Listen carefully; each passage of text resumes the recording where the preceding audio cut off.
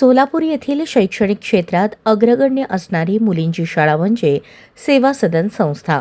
या संस्थेकडून महात्मा गांधी जयंती, लाल बहादूर शास्त्री जयंती आणि पुणे सेवा सदन संस्था या मातृसंस्थेचा वर्धापन दिनी या तिन्हीचा संगम म्हणजेच त्रिवेणी संगमाचे औचित्य साधून दरवर्षी अत्यंत प्रतिष्ठित मानला जाणारा रमाबाई रानडे पुरस्कार शैक्षणिक आणि सामाजिक क्षेत्रात लक्षवेधी कार्य करणाऱ्या स्त्री कार्यकर्त्यास दिला जातो.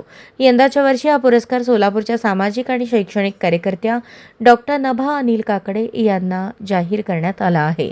सन्मानचिन्ह, सन्मानपत्र, शाल आणि श्रीफळ असे या पुरस्काराचे स्वरूप असून येत्या शनिवारी 4 ऑक्टोबर 2025 रोजी सकाळी 7:45 सेवा सदन प्रशालेच्या प्रांगणात एका विशेष कार्यक्रमात संस्थेच्या अध्यक्षा शीला मिस्त्री यांच्या हस्ते, उपाध्यक्ष डॉक्टर राजीव प्रधान यांच्या प्रमुख उपस्थितीत हा पुरस्कार डॉक्टर काकडे यांना सन्मानपूर्वक प्रदान करण्यात येणार आहे, अशी माहिती सेवा सदन संस्थेच्या सचिवा वीणा पत्की यांनी दिली.